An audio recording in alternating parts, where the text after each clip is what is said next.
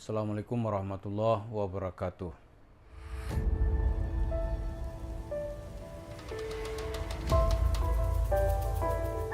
Para pemirsa, ini membahas Yusuf Mansur itu tidak terlepas dari yang pertama kengawurannya bicara tentang sedekah.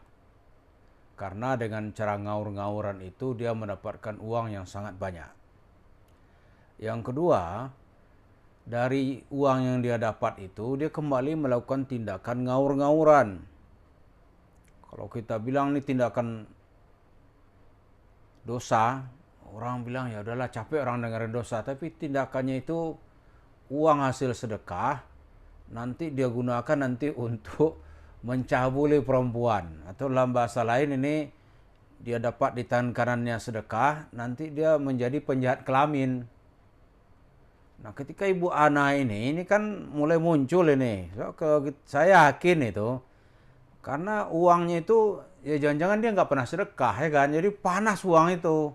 Di cara mendapatkannya dengan cara-cara yang tidak bermoral gitu, cara-cara yang yang menipu orang lah, cara-cara yahanu itu. Jadi seolah-olah dia itu bicara agama, padahal cerita-cerita omong kosong.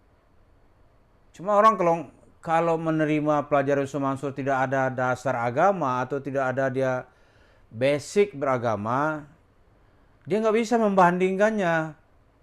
Maka kalau dia tidak bisa membandingkannya, begitu kita kritik, orang-orang menyalahkan kita gitu. Padahal kalau dibiarkan, daya rusaknya ini luar biasa. Nah, sekarang dalam kasus dengan Ibu Ana ini, dia bungkam. Dia menjadi manusia yang pengecut gitu. Kenapa? Katakan sebelumnya kan kita lihat dia sangat sadis nih orang ini gitu. Terus kesadisnya kemana sekarang?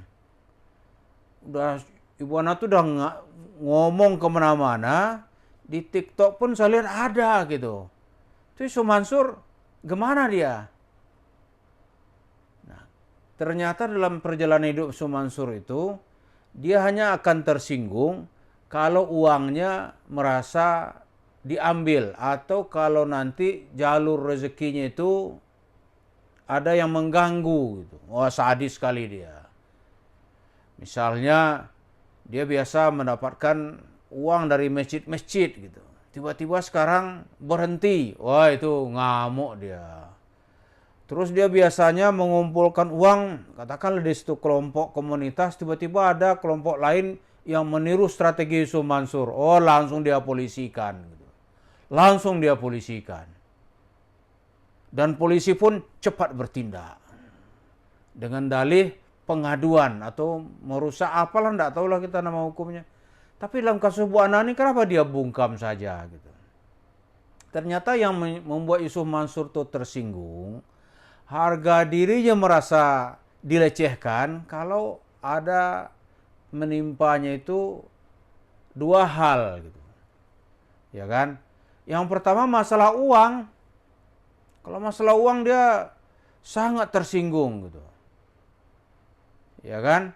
Yang kedua kalau dimintain uang, tersinggung benar dia. Saudara minta uang juga nggak dikasih.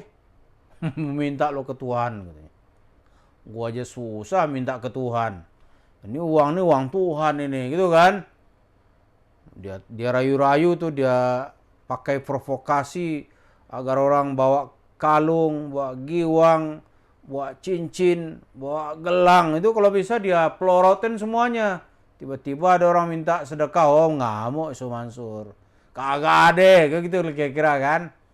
Jadi kalau uang dia tersinggung sekali dia. Kemudian kalau uang masuk dia tersinggung. Kemudian uang yang udah dapat kalau ada yang minta-minta, tersinggung lagi dia. Terus kalau harga dirinya tersinggung nggak dia? Enggak.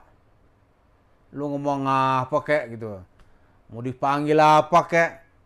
Mau dipanggil misalnya nih, dipanggil orang ini penebar seks bebas, misalnya. Nggak masalah buat dia. Dipanggil lagi misalnya nih, ini penjahat kelamin gitu. Diam aja dia. Ditantang oleh Bu Ana, ngacir dia. Itu kalau soal itu dia nggak peduli itu harga dirinya rusak, nggak ada dia. Yang penting dia cuan, dapat duit. Itu aja yang penting buat dia. Terus kalau anaknya nanti kehormatan diganggu orang, katakanlah misalnya gitu ya. Tersinggung nggak dia kira-kira? Enggak.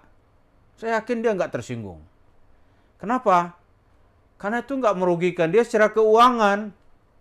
Dia nggak ada yang dia cinta itu kecuali uang gitu. Terus kalau istrinya misalnya nih, diganggu orang lah, katakanlah gitu. Tersinggung nggak dia itu tuh? Enggak. Bodoh amat, paling gitu doang dia. Pura-pura sedih dikit lah ya. Ini kan mengerikan orang-orang begini nih.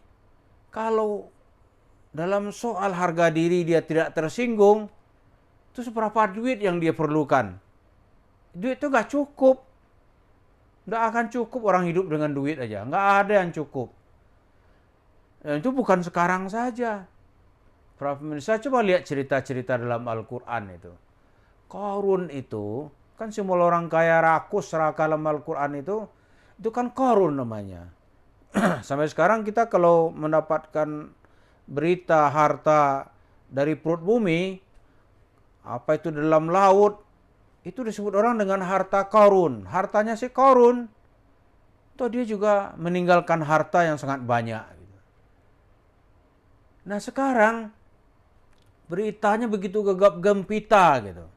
Orang yang selamanya sadis, terkenal sadisnya, kalau tukang becak mengganggu atau pengurus masjid mengganggu pemasukannya atau mengikuti strateginya mencari uang, langsung itu dari Jakarta, kalau dia dengar lagi tidur di Ketapang sana, dia pakai celana datang ke airport, dia datangi lokasi itu. Nah, ketika ada cerita dengan Bu Ana ini, itu kan merendahkan dirinya sebenarnya. Merendahkan dirinya.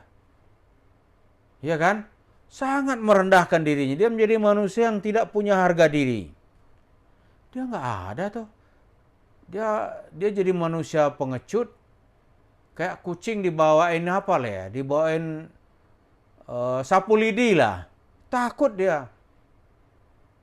Nggak berani dia. Kenapa gitu? Karena tidak menyentuh duitnya. Dia harga diri ya nomor sekian lah gitu. Apa bukti lain gitu? Kalau ya harga diri dia tak peduli, bagaimana kalau harga diri anaknya, kehormatan anaknya diganggu orang, dia juga nggak akan peduli. Karena bagi Yusuf Mansur, berbisnis tidak menghargai harga diri, dia juga nggak peduli. Bodo amat lah soal harga diri, gitu kira-kira kan. Tapi heran juga kita ya, kok mampu dengan wajahnya yang banyak itu nanti di depan jemaah masjid, dia bercerita seolah-olah dia tuh bicara agama dengan Tuhan gitu. Oh Nabi Muhammad datang, malaikat datang. Padahal yang dia ceritakan itu semuanya omong kosong. Cerita palsu, omong kosong, membuat orang lain menjadi bodoh gitu. Jadi menghadapi kasus atau skandal dengan Ibu Ana ini, dia nampaknya tidak punya keberanian untuk menegakkan harga dirinya. Keberanian pun dia nggak ada. Jadi itulah tanda-tanda nanti bagaimana akhirnya orang-orang yang sudah tidak punya harga diri, tidak punya maruah, itu nasibnya nanti akan celaka dari nasib orang-orang celaka sekalipun. Jadi kalau nggak percaya nanti mari kita lihat bagaimana perjalanan orang ini yang berteriak-teriak dan telah sukses mengumpulkan uang dari jamaahnya, tapi sekarang dia diterpa isu bagaimana dia terlibat dalam kasus skandal moral dan dia diam dan bungkam 1000 bahasa. Terima kasih. Assalamualaikum warahmatullahi wabarakatuh.